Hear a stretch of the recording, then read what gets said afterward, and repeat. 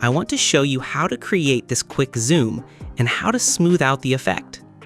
First, go to Effects and write Transform, and drag it on your video clip.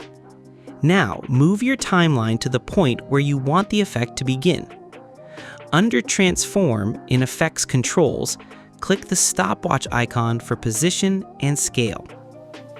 Move the timeline slider ahead about 1/2 to 1 second and click on the point of position and scale. The stopwatch icon will appear. By the scale, modify the value to 120.